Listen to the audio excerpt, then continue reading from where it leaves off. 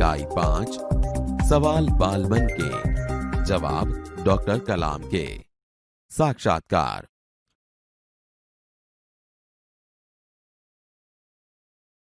क्या आप अपने बचपन की कोई यादगार घटना हमें सुना सकते हैं? कक्षा 5वीं के मेरे शिक्षक श्री शिव सुब्रमण्यम अय्यर की एक बात मुझे याद है। एक दिन कक्षा में वे हमें बता रहे थे कि कोई पक्षी कैसे उड़ता है।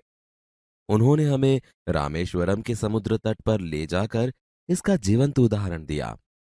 वह ऐसी यादगार घटना थी जो मेरे मन मस्तिष्क में हमेशा के लिए बैठ गई। इसी से मुझे आगे विज्ञान पढ़ने की प्रेरणा मिली। बचपन में हमें किस भाषा को प्रमुखता देनी चाहिए? मैंने स्वयं माध्यमिक शिक्षा तक की पढ़ाई अपनी मातृभाषा के माध्यम से पूरी की है। कॉलेज और उससे आगे की शिक्षा अंग्रेजी माध्यम की संस्थाओं में हुई। मेरा मानना है कि हम कॉलेज में भी माध्यम के रूप में मातृभाषा का चुनाव कर सकते हैं, क्योंकि युवा अपनी मातृभाषा में ही सोचता है, उसी में अपनी बात सहजता से कहने में सक्षम होता है। पर इसमें भी कोई दो राय नहीं कि वैश्विक स्तर पर संपर्क के लिए हमें अंग्रेजी जैसी एक संपर्क भाषा की नितांत आवश्यकता है। यदि हम आपकी तरह बनना चाहे तो हमें क्या करना चाहिए? जब आप युवा अवस्था में कदम रखें, तभी आपको जीवन में लक्ष्य निर्धारित कर लेना होगा। हमेशा कुछ बड़ा सोचो। जैसे ही यह अनुभूति हो कि आप आखिर बनना क्या चाहते हैं, तभी से उस दिशा में प्रयास और श्रम प्रारंभ कर दो। कहने का अर्थ है कि जी तोड़ मेहनत करो। ज्यों-ज्यों आप आगे की ओर बढ़ोगे, आपका सामना बाधाओं तथा कठिनाइयों से होगा। आपको अपने अंदर दृढ़ साहस पैदा करना होगा। समस्याओं को पराजित करने में महारत हासिल करनी होगी। तभी जीवन में सफल हो पाओगे। पहले ये जरूरी है कि आप निरंतर ज्ञान अर्जित करो।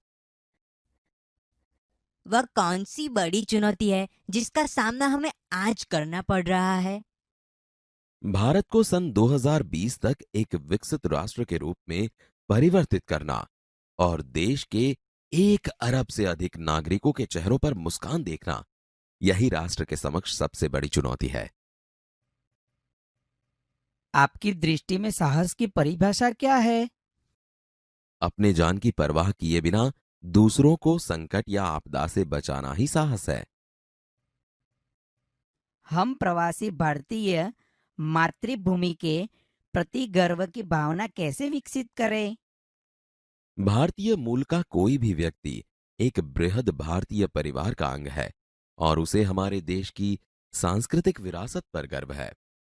सौभाग्य से आप लोग ऐसी स्थिति में हैं कि अपनी मातृभूमि से अच्छी तरह से जुड़े हुए हैं और यही आपके लिए गौरव की बात है।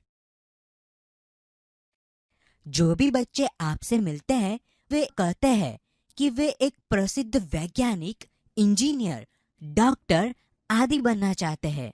पर किसान, मजदूर और कलाकार भी किसी राष्ट्र के लिए उतने ही महत्वपूर्ण हैं। हम ऐसे ही परिवारों से आते हैं। हमारे लिए आपका क्या संदेश है? किसान, मजदूर, कलाकार और दस्तकार, ये सभी हमारे राष्ट्र के अभिन्न अंग हैं। राष्ट्र निर्माण में हमें उन सभी की सेवाओं की समान रूप से दरकार है। आप सभी को चाहिए कि अपने अपने क्षेत्रों में खूब उन्नति करें। आप कहते हैं कि भारत 2020 तक विकसित राष्ट्र बन जाएगा, पर निरंतर बढ़ती जनसंख्या और बेरोजगारी इसे संभव होने देगी? विकास स्वयं जनसंख्या वृद्धि को रोकने की अचूक औषधि है, जिसमें जन शिक्षा, विशेषकर स्त्री शिक्षा की बात भी सम्मिलित है। इससे छोटा परिवार सुखी परिवार की मान्यता को बल मिलता है। भारत 2020 का मिशन यहां के युवाओं को रोजगार के पर्याप्त अवसर सुलभ करवाएगा। ग्रामीण क्षेत्रों में बड़ी संख्या में उद्योग धंधे स्थापित किए जाएंगे, जिससे उन क्षेत्रों में रोजगार के प्रचुर अवसर पैदा होंगे। आपको ऐसा क्यों लगता है कि 2020 तक भारत विकसित राष्ट्र बन जाएगा? भारत की जनसंख्या 1 अरब से अधिक है। इसमें 54 करोड़ लोग 25 वर्ष से कम आयु के हैं। ये हमारी राष्ट्र शक्ति है।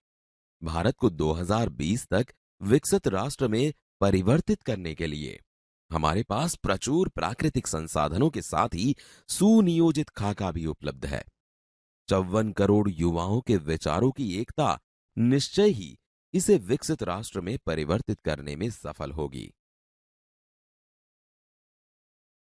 कई छात्रों के बड़े बड़े लक्ष्य होते हैं, पर आर्थिक तथा अन्य समस्याओं के कारण वे इन्हें प्राप्त नहीं कर पाते। वे अपना लक्ष्य आखिर कैसे प्राप्त करें? स्कूल में पढ़ाई में अच्छा प्रदर्शन करने पर छात्रवृत्ति प्राप्त होगी। साथ ही उच्च शिक्षा के लिए बैंकों से ऋण लेने हेतु पात्रता भी बनेगी। जीवन में ऊंचा लक्ष्य निर्धारित करने पर बाधाएं तो आती ही हैं। हमें कठोर परिश्रम और उत्कृष्ट कार्यों से इन्हें पराजित करना होगा। विघ्न बाधाओं से व्यक्ति को पराजित नहीं होना चाहिए।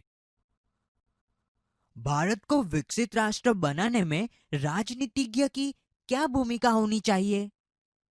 जिम्मेदार राजनीतिज्ञ दूरदर्शितापूर्ण नीतियां बनाता है। महात्मा गांधी ने निष्ठा के राजनीतिक सिद्धांत को सत्य, अहिंसा तथा निस्वार्थ भावना में ढालते हुए ब्रिटिश शासकों के विरुद्ध अपनी लड़ाई छेड़ी थी। वर्तमान राजनीतिज्ञों को अपने कठिन परिश्रम, उत्कृष्टता और पारदर्शी कार्यों से मार्गदर्शन देना होगा। साथ ही गरीबी रेखा से नीचे रह रहे लगभग 26 करोड़ भारतीयों के उत्थान के लिए भी कार्य करना होगा। रक्षा की दृष्टि से विजन 2020 का लक्ष्य पाने में महिलाओं की क्या भूमिका हो सकती है? विजन 2020 में रक्षा अनुप्रयोग के क्षेत्र की महत्वपूर्ण प्रौद्योगिकियों के विकास पर विचार किया गया है। राष्ट्रीय सुरक्षा की बात भी विजन 2020 का एक अभिन्न अंग है। सशस्त्र सेनाओं में नियुक्ति के लिए पुरुष और महिला के आधार पर कोई भेदभाव नहीं किया जाता। तीनों सेनाओं में पर्याप्त महिला अधिकारी नियुक्त हैं। राष्ट्रीय रक्षा क्षमताओं में वृद्धि के लिए महिलाएं उच्च स्तरीय सामरिक सेना बहुगुणक उपकरणों पर कार्य करके भी अपना सहयोग दे सकती हैं। क्या हम अति विशिष्ट व्यक्तियों के दौरे पर हो रहे अनावश्यक खर्चे कम नहीं कर सकते? तुमने इस मंच पर एक बड़ी सी कुर्सी देखी होगी। वह कुर्सी अब यहां पर नहीं है। ठीक ऐसे ही अनुत्पादक चीजों पर हो रहे अनावश्यक खर्च भविष्य में नहीं होंगे।